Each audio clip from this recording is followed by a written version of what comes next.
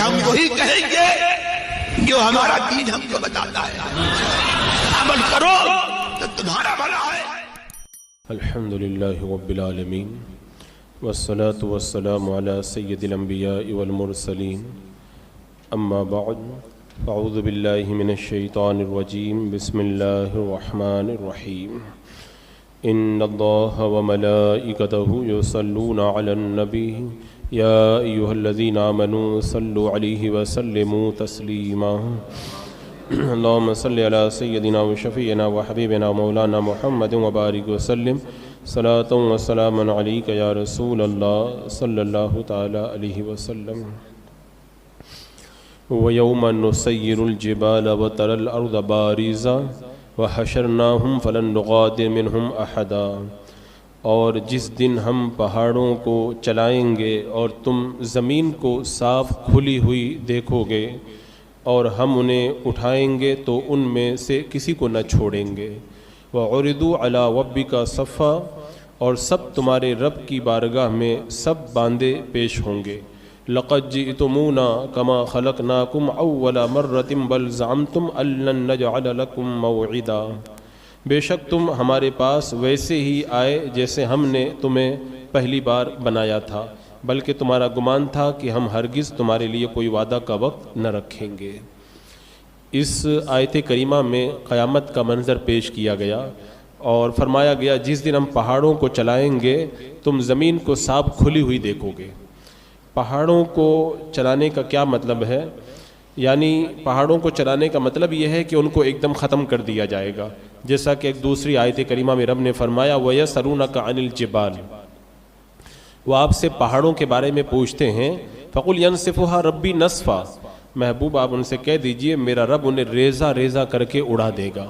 یعنی قیامت کے دن پہاڑوں کو ریزہ ریزہ کر کے فنا کر دیا جائے گا، اور پھر کیا ہوگا؟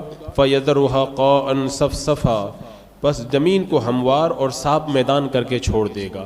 یعنی زمین پر آج گڑھے بھی ہیں، پہاڑ بھی ہیں اور اونچا نیچا بھی ہے، لیکن جب قیامت کا دن آئے گا تو پھر سارے پہاڑ ریزہ ریزہ بنا کر کے اڑا دیے جائیں گے اور زمین بالکل ہموار ایک جیسی ہو جائے گی، اور لا تری فیہا عوجا ولا امتا، آپ اس میں زمین میں نہ کوئی کجی دیکھیں گے نہ اونچ نیچ، اونچا نیچا والا کچھ بھی اس کے اندر حساب باقی نہیں رہے گا۔ اور دوسری آیت کریمہ میں اللہ تبارک و تعالیٰ نے پہاڑوں کے بارے میں فرمایا وَبُسَّتِ الْجِبَالُ بَسًّا، پہاڑ ریزہ ریزہ کر دیے جائیں گے۔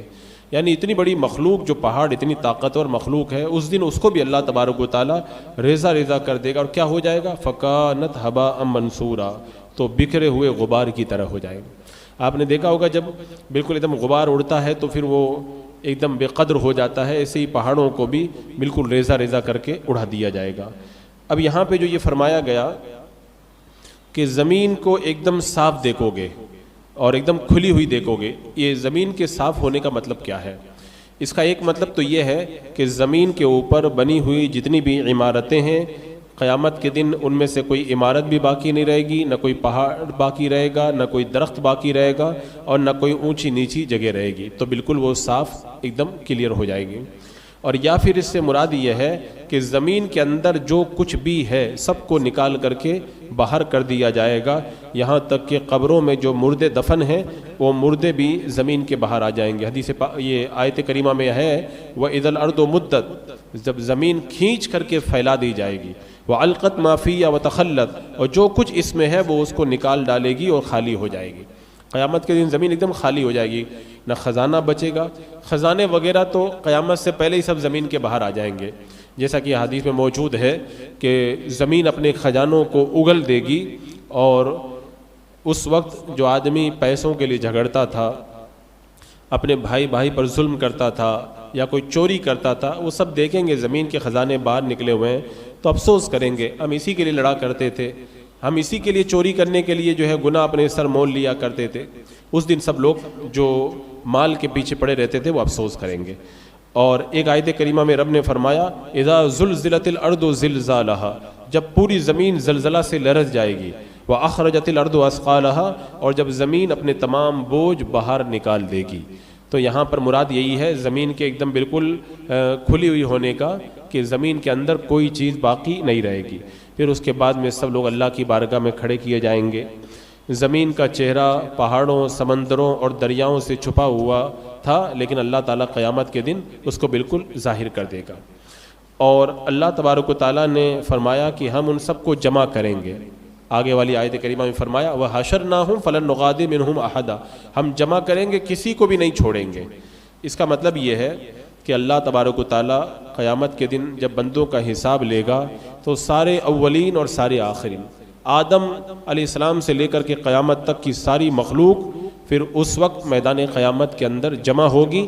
اللہ تعالیٰ نے خود قرآن پاک میں ارشاد فرمایا قُلْ إِنَّ الْأَوَّلِينَ وَالْآخِرِينَ لَمَجْمُوعُونَ إِلَى مِيقَاتِ يَوْمٍ مَعْلُومٍ، فرما دیجئے بے شک تمام پہلے اور پچھلے لوگ ایک مقررہ دن میں ضرور جمع کیے جائیں گے. ایک دن ایسا آئے گا جو ہم سے پہلے جا چکے ہیں وہ بھی ہمارے سامنے ہوں گے، جو بعد میں مرنے والے سب میدان قیامت میں آگے اور پیچھے والے سب کے سب موجود ہوں گے. اب قیامت کے اندر جب پیشی ہوگی تو پیشی کا منظر کیا ہوگا؟ تو جب اللہ تعالیٰ لوگوں کو زندہ کرے گا، ان کو قبروں سے اٹھائے گا، تو سب ایک حالت پہ نہیں ہوں گے، الگ الگ حالتوں میں رہیں گے. اور اب حدیثوں کے اندر پڑھتے ہیں، کہیں پہ ہے کہ کوئی سنیں گے نہیں، کہیں پہ ہے کہ وہ سنیں گے، کہیں پہ ہے کہ دیکھیں گے نہیں، کہیں پر ہے دیکھیں گے. تو الگ الگ جو حدیثیں ملتی ہیں اس کا مطلب یہی ہے کہ قیامت کے میدان میں حالتیں مختلف ہوں گی. 5 حالتیں ہوں گی. ایک وقت جب سب کو قبروں سے اٹھایا جائے گا اس وقت کی حالت الگ ہوگی. پھر جب حساب کے لیے لایا جائے گا اس وقت کی حالت الگ ہوگی. پھر جب ان کا حساب لیا جائے گا تو کیفیت الگ ہوگی. پھر جب ان کو دارالجزا کی طرف لے کے جایا جائے گا، جنتیوں کو جنت کی طرف اور جہنمیوں کو جہنم کی طرف، تو الگ کیفیت ہوگی. اور 5ویں حالت کہ ان کو ہمیشہ ہمیشہ کے لیے جنت یا جہنم میں جب ٹھہرایا جائے گا تو اس وقت حالت الگ ہوگی. ان الگ الگ حالتوں کا مطلب یہ ہے کہ جس وقت لوگوں کو قبروں سے اٹھایا جائے گا اس وقت ان کے ہاتھ پاؤں، اعضاء، کان، ناک سب سلامت ہوں گے، دیکھیں گے، سنیں گے، پہچانیں گے. اللہ تعالیٰ نے خود فرمایا کہ وَيَوْمَ يَحْشُرُهُمْ كَأَن لَّمْ يَلْبَثُوا إِلَّا سَاعَةً مِّنَ النَّهَارِ يَتَعَارَفُونَ بَيْنَهُمْ، یعنی جب قبروں سے اٹھائے جائیں گے تو حالت کیا ہوگی؟ جس دن اللہ تعالیٰ جمع کرے گا تو ان کو یوں محسوس ہوگا کہ گویا وہ دنیا میں 1 گھنٹہ رہے، بس وہ آپس میں ایک دوسرے کو پہچانتے ہوں گے. ابھی قبروں سے نکالے جائیں گے تو پہچان رہے ہوں گے، سب دیکھ رہے ہوں گے، کہیں گے دنیا میں ہم لوگ 1 ہی گھنٹہ رہ کر کے واپس چلے آئے. اور یتخافتون بینہم ان لبثتم الا عشرا، آپس میں چپ کے کہہ رہے ہوں گے تو دنیا میں ہم لوگ 10 دن رہ کر کے آئے ہیں. اور آگے ایک جگہ ہے ثم نفخ فیہ اخری فاذا ہم قیام ینظرون، پھر جب دوبارہ سور پھونکا جائے گا تو وہ قبروں سے اٹھ کر کے دیکھ رہے ہوں گے. تو دیکھو باتیں بھی کر رہے ہوں گے، دیکھ بھی رہے ہوں گے، سن بھی رہے ہوں گے. یہ کب کی بات ہے؟ ابھی قبروں سے نکلیں گے تب. پھر دوسری حالت جب ان کو حساب کے لیے لایا جائے گا تو اس وقت بھی ان کے اعضاء جو ہے حواس کام کریں گے. اللہ تعالیٰ نے فرمایا نا کہ احشروا الذین ظلموا وازواجہم وما کانوا یعبدون، ظالموں کو جمع کرو، ان کی ازواج کو اور ان کو جن کو وہ عبادت کرتے تھے من دون اللہ، اللہ کے سوا. فاہدوہم الی صراط الجحیم، ان کو دوزخ کا راستہ دکھاؤ. وقفوہم انہم مسئولون، ان کو ٹھہراؤ، ان سے سوالات کیے جائیں گے. تو ابھی جب حساب کے لیے لایا جائے گا تو اس آیت کریمہ میں ان کو بتایا گیا کہ ان کو راستہ دکھاؤ. اس کا مطلب وہ دیکھ رہے ہوں گے، سن رہے ہوں گے، بول رہے ہوں گے. پھر تیسری حالت جب ان کا حساب لیا جائے گا تو کیا ہوگا؟ وَيَقُولُونَ مَا لِهَذَا الْكِتَابِ لَا يُغَادِرُ صَغِيرَةً وَلَا كَبِيرَةً إِلَّا أَحْصَاهَا. اس وقت وہ کہیں گے یہ کیسی کتاب ہے جس نے نہ چھوٹے گناہ کو چھوڑا اور نہ بڑے گناہ کو چھوڑا مگر اس کا احاطہ کر لیا. ابھی بھی باتیں کر رہے ہوں گے. چوتھی حالت جب کافروں کو جہنم کی طرف ہانک کر کے لے کے جایا جائے گا تب ان کا سننا، دیکھنا، بولنا سب بند ہو جائے گا. اللہ تعالیٰ نے فرمایا وَنَحْشُرُهُمْ يَوْمَ الْقِيَامَةِ عَلَى وُجُوهِهِمْ عُمْيًا وَبُكْمًا وَصُمًّا مَأْوَاهُمْ جَهَنَّمُ. ہم ان کو قیامت کے دن چہروں کے بل اٹھائیں گے اس حال میں کہ وہ اندھے، گونگے، بہرے ہوں گے اور ان کا ٹھکانہ جہنم ہوگا. تو چوتھی حالت کے اندر وہ بالکل اندھے، گونگے، بہرے ہو جائیں گے. اب 5ویں حالت جب کافروں کو جہنم میں داخل کیا جائے گا تو جب پہلے وہ جہنم میں جائیں گے تو اس وقت کی حالت الگ ہوگی. یعنی اس وقت کافر جب جہنم کے اندر ڈالے جائیں گے تو اس وقت ان کی کیفیت یہ ہوگی کہ شروع کے اندر ان کو حواس وغیرہ لوٹا دیے جائیں گے تاکہ جہنم کو دیکھ لیں، اس کا مشاہدہ کر لیں، عذاب کو دیکھ لیں، عذاب کے فرشتوں کو دیکھ لیں، ہر چیز کو دیکھیں گے، اور ایک کیفیت ایسی آئے گی کہ وہ بالکل نہیں دیکھ پائیں گے، تو ان کی جہنم میں دو کیفیتیں ہوں گی۔ تو یہ اللہ تبارک و تعالیٰ نے ان کافروں کی حالت کو بیان کیا۔ قبروں سے اٹھنے سے لے کر قیام دوزخ تک کفار ان 5 حالتوں میں رہیں گے۔ اس سے یہ معلوم ہو گیا کہ بعض جگہ سنیں گے، دیکھیں گے، بولیں گے، اور بعض جگہ کچھ بھی نہیں کر پائیں گے۔ تو آپ لوگ جو سنتے ہو نا کہ بول نہیں پائیں گے، سن نہیں پائیں گے، اور بعض جگہ سنتے ہیں کہ بولیں گے، سنیں گے، تو شبہ میں نہ پڑ جائیں کہ ایک جگہ تو ہے کہ نہیں دیکھیں گے، دوسری جگہ دیکھیں گے، ایک جگہ ہے نہیں بولیں گے، دوسری جگہ بولیں گے۔ مطلب یہ ہے کچھ حالتوں میں بولیں گے، سنیں گے، دیکھیں گے، اور کچھ حالتوں میں کچھ نہیں کر پائیں گے۔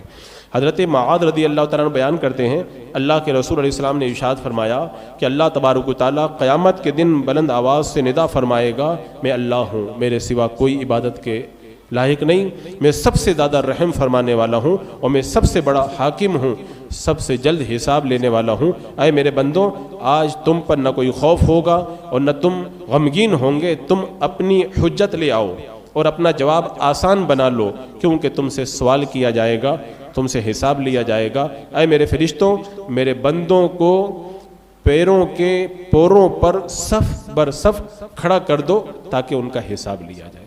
سوچیں آپ، اللہ تعالیٰ خود جب ندا فرمائے گا اور فرشتوں سے کہے گا کہ ان کو پیروں کے پوروں پہ کھڑا کر دو، انگلیوں پہ ہم کو کھڑا کر دیا جائے گا، پھر ہمارا اس تپتی ہوئی زمین کے اوپر حساب لیا جائے گا۔